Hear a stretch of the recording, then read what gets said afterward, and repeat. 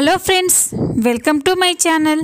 Friends, మీకు మా video నచ్చినట్లయితే వీడియోని లైక్ చేయండి, అలాగే ఛానల్ని సబ్స్క్రైబ్ చేసుకోండి. ఈ వీడియో చాలా ఇంట్రెస్టింగ్గా ఉండబోతుంది, తప్పకుండా చివరి వరకు చూడండి.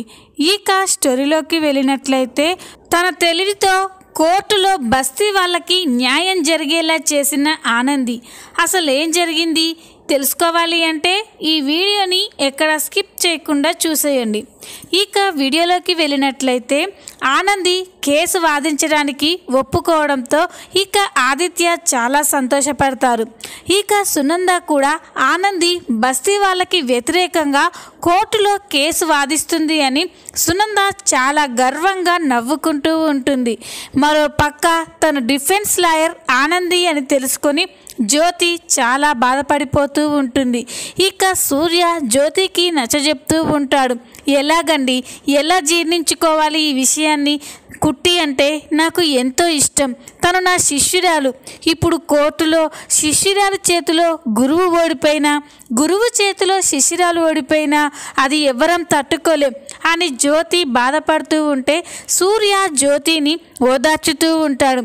చూడు జ్యోతి, మనకి ఆ సునంద మీద కానీ కుట్టి మీద కానీ ఎలాంటి కోపం లేదు, మనం న్యాయం వైపు నిలబడుతున్నాం, అదే నువ్వు చెయ్యాలి అని సూర్యం జ్యోతికి నచ్చజెప్తూ ఉంటాడు. ఇక జ్యోతి కూడా సరే అని అందరూ కోర్టుకి బయలుదేరుతారు. జ్యోతి వాళ్ళు కోర్టుకి వెళ్ళేసరికి అక్కడ సింహాద్రి బస్తీ వాళ్ళంతా కూడా జ్యోతి కోసం ఎదురు చూస్తూ ఉంటారు. జ్యోతి కోర్టుకి వస్తూ ఉంటే ఇక సింహాద్రి బస్తీ వాళ్ళంతా జ్యోతి దగ్గరికి వెళ్తారు. ఇక సింహాద్రి జ్యోతికి 2 చేతులెత్తి దండం పెట్టి, అమ్మ లాయరమ్మ, మిమ్మల్నే నమ్ముకున్నామమ్మా, మాకు ఎట్లనైనా మీరే న్యాయం చేయాలి అని సింహాద్రి జ్యోతిని ప్రాధేయపడుతూ ఉంటాడు. అప్పుడు జ్యోతి, సింహాద్రి, నేను మీకు న్యాయం జరగాలనే కదా మీ కేసు టేకప్ చేసింది, మీరు ధైర్యంగా ఉండండి, ఎవరికి అన్యాయం జరగకుండా నేను చూస్తాను అని జ్యోతి సింహాద్రికి నచ్చజెప్తూ ఉంటుంది.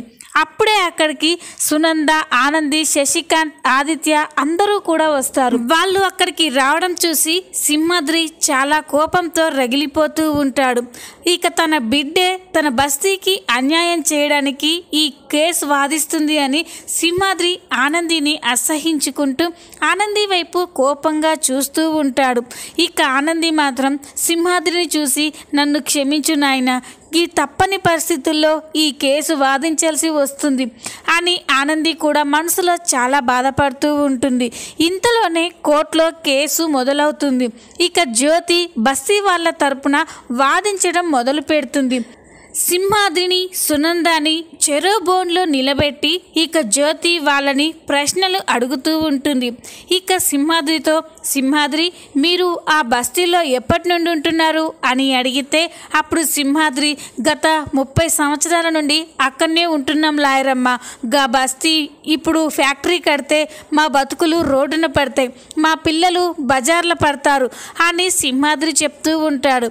ఇక అప్పుడే ఇక జ్యోతి సునంద దగ్గరికి వచ్చి, చెప్పండి మేడం, మీరు ఆ బస్తీలోనే ఎందుకు ఫ్యాక్టరీ కట్టాలనుకుంటున్నారు అని అడిగితే అప్పుడు సునంద, చూడండి లాయర్ గారు, మేము ఒక పైపుల ఫ్యాక్టరీ కట్టాలి అని గవర్నమెంట్కి నోటిఫికేషన్ పెట్టుకుంటే గవర్నమెంట్ వాళ్ళు ఆ బస్తీ స్థలాన్నే చూపించారు. ఇక ఆ బస్తీ గవర్నమెంట్ది కాబట్టి వాళ్ళు ఆ ప్లేస్ని మాకు చూపించారు, మేము అక్కడ ఫ్యాక్టరీ కట్టాలని చూస్తున్నాం, కానీ బస్తీ వాళ్ళు మాత్రం అక్కడ అక్రమంగా ఉంటున్నారు, అలాంటప్పుడు న్యాయం మా వైపే ఉంది కదా, మేము ఫ్యాక్టరీ కట్టడం ఎందుకు ఆపాలి అని సునంద అంటుంది. సునంద అలా మాట్లాడేసరికి ఇక సింహాద్రి బస్తీ వాళ్ళంతా కూడా షాక్ అయిపోయి చూస్తూ ఉంటారు.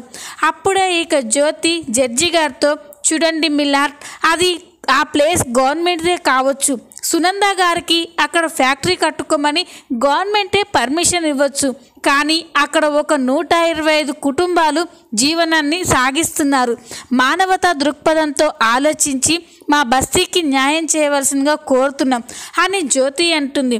అప్పుడే ఆనంది లేచి, ఒక్క నిమిషం మిలాట్ అని అంటుంది. ఇక అప్పుడే ఇక అందరూ కూడా షాక్ అయిపోయి ఆనందిని చూస్తూ ఉంటారు. ఇక అప్పుడే ఆనంది, చూడండి యువర్ ఆనర్, ఇక్కడ న్యాయం, ధర్మం అనేవి ఉంటాయి, బస్తీ వాళ్ళు కొన్ని సంవత్సరాలుగా అక్కడ ఉంటున్న మాట నిజమే, కానీ అది గవర్నమెంట్ స్థలం. అక్కడే సునంద మేడం గారు ఫ్యాక్టరీ కట్టాలి అనుకుంటున్నారు. వీళ్ళిద్దరిలో న్యాయం ఉంది. వీళ్ళిద్దరికీ అన్యాయం జరగకుండా మీరు తీర్పు ఇవ్వాలని కోరుతున్నాను అని ఆనంది చెప్తుంది. ఇక ఆనంది అలా చెప్పగానే అందరూ షాక్ అయిపోయి చూస్తూ ఉంటారు. ఇక జడ్జి గారు, అలా ఎలాగవుతుందమ్మా? ఇప్పుడు బస్తీలో ఫ్యాక్టరీ కడితే బస్తీ వాళ్ళకి అన్యాయం జరుగుతుంది. ఫ్యాక్టరీ కట్టడం మానేస్తే ఇక్కడ సునంద గారికి అన్యాయం జరుగుతుంది. వీళ్ళిద్దరికీ న్యాయం జరిగేలా ఎలా చేయడం అని చెప్పి జడ్జి గారు అంటారు. అప్పుడే ఆనంది, యువరానర్, ఈ సమస్యకి నా దగ్గర ఒక పరిష్కారం ఉంది, చెప్పమంటారా అని ఆనంది అంటుంది. ఇక అది విని జడ్జి గారు, ఏంటో చెప్పమ్మా, ఈ సమస్య పరిష్కారం అవుతుంది అంటే అంతకంటే ఏం కావాలి అని జడ్జి గారు అంటారు. ఇక అందరూ కూడా ఆనంది ఏం చెప్తుందా అని ఆశ్చర్యంగా చూస్తూ ఉంటారు. అప్పుడే ఆనంది, చూడండి యువరానర్, అక్కడ ఫ్యాక్టరీ కట్టడం వల్ల బస్తీ వాళ్ళు నిరాశ్రయులవుతారు. ఇక్కడ సునంద మేడం ఎంతో ప్రేమగా వాళ్ళ కొడుకు పేరు మీద కట్టాల్సిన ఫ్యాక్టరీ ఆగిపోతే వాళ్ళు కూడా చాలా బాధపడతారు. అందుకే ఫ్యాక్టరీ కట్టడానికి బస్తీ పక్కనే ఉన్న ఒక 5 ఎకరాల భూమిని గవర్నమెంట్ని సునంద మేడం గారికి ఫ్యాక్టరీ కట్టడానికి ఇవ్వమని, అంతేకాకుండా ఆ ఫ్యాక్టరీలో కార్మికులుగా బస్తీ వాళ్ళనే పెట్టుకొని వాళ్ళకి ఉపాధి కల్పించమని కోరుతున్నాను అని ఆనంది చెప్పగానే ఇక సింహాద్రి బస్తీ వాళ్ళంతా కూడా చాలా సంతోషపడుతూ ఉంటారు. ఇక ఆనంది ఇంత గొప్పగా ఆలోచించినందుకు అందరూ కూడా చాలా ఆశ్చర్యపోయి సంతోషంగా ఫీల్ అవుతూ ఉంటారు. మరోపక్క సునంద మాత్రం కోపంతో రగిలిపోతూ ఉంటుంది. ఏంటి, ఈ ఆనంది బస్తీ ప్లేస్లో ఫ్యాక్టరీ కట్టమని వాదించమంటే ఎక్కడో ఫ్యాక్టరీ కట్టడానికి గవర్నమెంట్ని పర్మిషన్ అడుగుతుందేంటి చా అని చెప్పి సునంద కోపంగా అనుకుంటూ ఉంటుంది. అప్పుడే జడ్జి గారు, చూడు లాయర్ గారు, మనం ఇంత అనుకున్నా కూడా దీనికోసం ఆ సునంద గారు ఒప్పుకోవాలి కదా అని చెప్పగానే ఇక సునంద మాత్రం ఆలోచిస్తూ ఉంటుంది. పక్కనే ఉన్న శశికాంత్ సునందతో, చూడు సునంద, ఇప్పుడు నువ్వు చాలా తెలివిగా ప్రవర్తించాలి. బస్తీ ప్లేస్లోనే ఫ్యాక్టరీ కట్టాలి అని నువ్వు పట్టుబడితే మాత్రం ఇక్కడ అందరూ కూడా నువ్వు ఫ్యాక్టరీ కట్టడం కంటే బస్తీ వాళ్ళని బాధ పెట్టాలని చూస్తున్నావని అందరూ అనుకొని నిన్ను అవమానిస్తారు. అలా జరగకూడదు అంటే గవర్నమెంట్ ఇచ్చిన ప్లేస్లోనే నువ్వు ఫ్యాక్టరీ కడతానని చెప్పు అని శశికాంత్ చెప్తాడు. ఇక శశికాంత్ అలా చెప్పగానే సునంద కూడా కరెక్టే అనుకొని వెంటనే లేచి నిలబడి, సరే జడ్జి గారు, మీరు చెప్పినట్టుగానే బస్తీ పక్కన ఉన్న 5 ఎకరాల ల్యాండ్ని గవర్నమెంట్ నాకు అప్పగిస్తే నేను అక్కడ ఫ్యాక్టరీ కట్టుకుంటాను. అంతేకాకుండా ఆ ఫ్యాక్టరీలో కార్మికులుగా బస్తీ వాళ్ళనే పెట్టుకొని వాళ్ళకి ఉపాధి కూడా కల్పిస్తాను అని సునంద చెప్పగానే అందరూ కూడా చాలా సంతోషపడుతూ ఉంటారు. ఆనంది, జ్యోతి, సింహాద్రి, బస్తీ వాళ్ళంతా చాలా మురిసిపోతూ ఉంటారు. సునంద వాళ్ళకి అంత మంచి ఆఫర్ ఇచ్చినందుకు ఇక సింహాద్రి చాలా సంతోషపడుతూ, దండాలు మేడం అని సునందకి దండాలు చెప్తాడు. ఇక వెంటనే సునందమ్మ జిందాబాద్ అని జేజేలు కొడుతూ ఉంటారు. బస్తీ వాళ్ళు తనకి అలా జేజేలు కొడుతూ ఉంటే సునంద చాలా గర్వంగా ఫీల్ అవుతూ ఉంటుంది. ఎప్పుడు తనని తిట్టే బస్తీ వాళ్ళంతా కూడా తనకి జేజేలు కొడుతూ ఉంటే సునంద చాలా మురిసిపోతూ ఉంటుంది. ఇక కోర్టులో కేసు అయిపోయిన తర్వాత ఆనంది బయటికి వస్తూ ఉంటే అప్పుడే జ్యోతి ఆనంది దగ్గరికి వచ్చి ఆనందిని గట్టిగా హగ్ చేసుకొని, కుట్టి, నువ్వు చాలా గ్రేట్ కుట్టి, నన్ను మించిన దానివి అయిపోయావు అని జ్యోతి అంటుంది.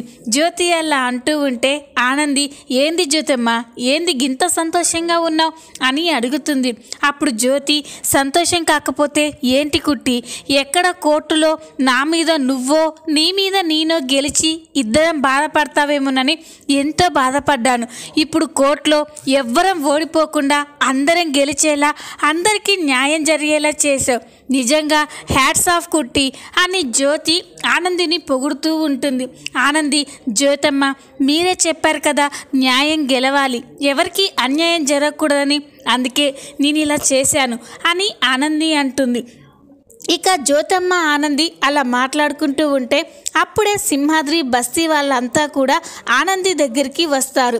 ఇక సింహాద్రి ఆనంది దగ్గరికి వచ్చి, బిడ్డ శానా ఎత్తుకెదిగిపోయావు బిడ్డ.